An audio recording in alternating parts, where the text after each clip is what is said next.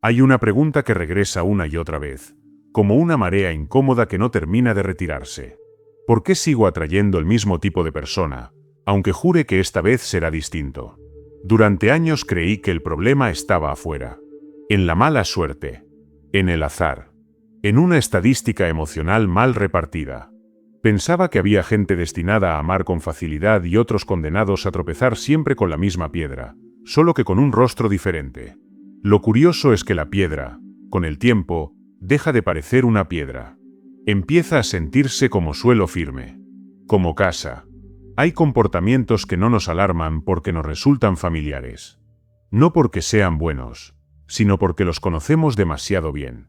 Y lo familiar, incluso cuando duele, tiene algo tranquilizador. Es como una habitación mal iluminada de la infancia, incómoda, sí, pero reconocible. Uno sabe dónde están los muebles. Sabe dónde no pisar. Mucho antes de aprender a amar, aprendimos a sobrevivir. Y ese aprendizaje, silencioso, persistente, se filtra luego en nuestras relaciones como una tinta invisible. No elegimos desde la conciencia, sino desde la memoria emocional. Desde lo que el cuerpo reconoce, aunque la mente proteste. Se habla mucho de señales de alerta, de banderas rojas, de advertencias tempranas.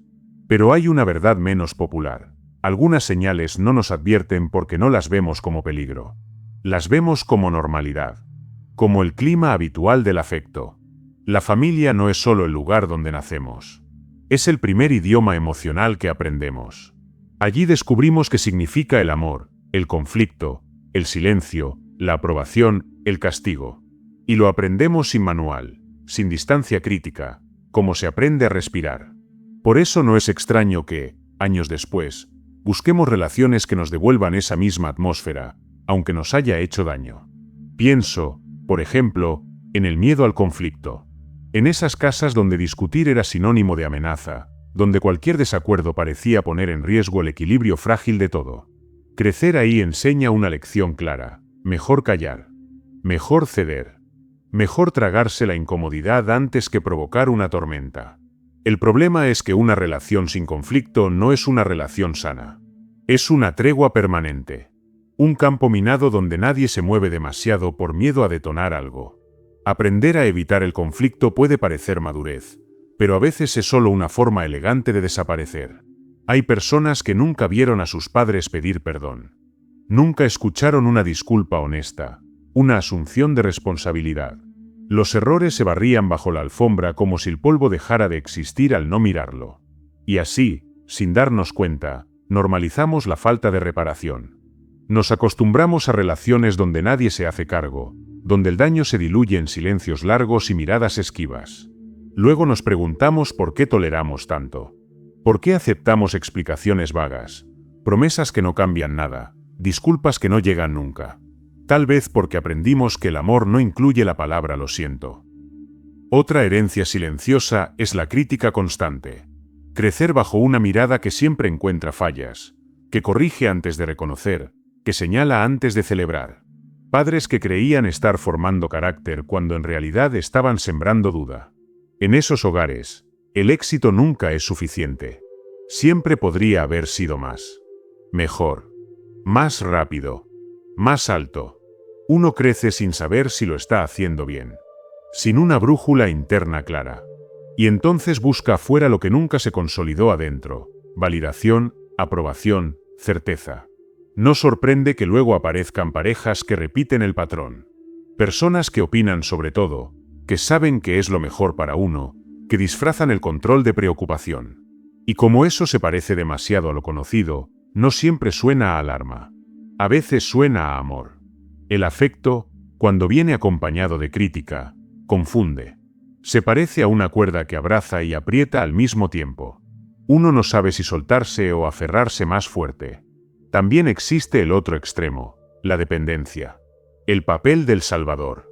Ese rol donde uno se vuelve indispensable, necesario, casi imprescindible para la estabilidad emocional del otro. Hay quienes aprendieron demasiado pronto a cuidar, a sostener, a cargar con pesos que no les correspondían. La infancia de muchos estuvo marcada por la inversión de roles. Niños que crecieron atendiendo necesidades ajenas, regulando emociones adultas, renunciando a su propio espacio para mantener la calma familiar. Eso tiene un nombre: crecer antes de tiempo. Cuando eso ocurre, el propio deseo queda relegado. Se aprende que amar es postergarse, que estar para el otro implica desaparecer un poco. Y entonces, en la adultez, la atracción no va hacia quien comparte el camino, sino hacia quien necesita ser rescatado. El problema del Salvador es que nunca descansa. Siempre hay algo que arreglar, algo que sostener, alguien que depende. Y aunque al principio eso da sentido, con el tiempo agota. Pero incluso el agotamiento puede sentirse familiar. Hay otra herida más silenciosa, más persistente: la sensación de no ser suficiente. No importa cuánto se logre. No importa cuánto se intente. Siempre parece faltar algo. Siempre hay un estándar más alto, una comparación implícita, una expectativa no dicha. Muchos crecieron escuchando frases que parecían alentadoras, pero que escondían una exigencia constante. Palabras envueltas en cariño, pero cargadas de decepción. Con el tiempo, uno aprende a traducirlas. Aprende que quiero lo mejor para ti puede significar no estoy conforme. Y cuando esa voz se internaliza, ya no hace falta que alguien la repita. Uno mismo se convierte en su juez más severo. Por eso no sorprende que luego se tolere a parejas que insinúan, comparan, sugieren que uno podría ser más, dar más, lograr más. El amor, cuando se confunde con exigencia, se vuelve una carrera interminable. Siempre hay que demostrar algo. Siempre hay que probar que se merece quedarse. Lo más irónico de todo es que solemos perdonar aquello a lo que estamos acostumbrados. No porque no duela, sino porque sabemos cómo convivir con ese dolor. El cuerpo reconoce el patrón antes que la razón. Hay relaciones que no nos eligen por quienes somos hoy, sino por lo que aprendimos a soportar. Y hay elecciones que no son decisiones conscientes, sino reflejos antiguos. Romper con eso no es fácil. No se trata de culpar a los padres, ni de buscar villanos en el pasado. Se trata de comprender, de iluminar esos rincones donde lo familiar se disfrazó de normal. La conciencia no borra el pasado, pero lo vuelve visible. Y cuando algo se vuelve visible, deja de gobernar en la sombra. Tal vez el primer acto de amor auténtico no sea hacia otra persona, sino hacia uno mismo. Hacia esa parte que aprendió a adaptarse para sobrevivir, pero que ya no necesita hacerlo. Reconocer los patrones no garantiza que desaparezcan de inmediato. Pero cambia la pregunta. Ya no es ¿por qué siempre me pasa esto?, sino ¿qué parte de mí aprendió a aceptar esto como amor? Y esa pregunta, aunque incómoda, es profundamente liberadora. Porque lo que una vez fue hogar, no tiene por qué ser destino. Hay vínculos que no elegimos por amor, sino por costumbre. Patrones que se repiten no porque los queramos, sino porque los conocemos.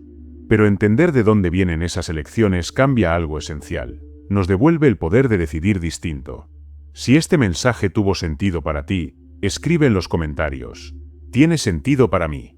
Dale like al vídeo, suscríbete al canal y comparte este contenido con alguien que lo necesite escuchar. Recordarlo es importante. Lo familiar no siempre es sano, y el amor no debería doler como una herida antigua que nunca cicatriza. A veces, crecer es atreverse a llamar hogar a algo completamente nuevo.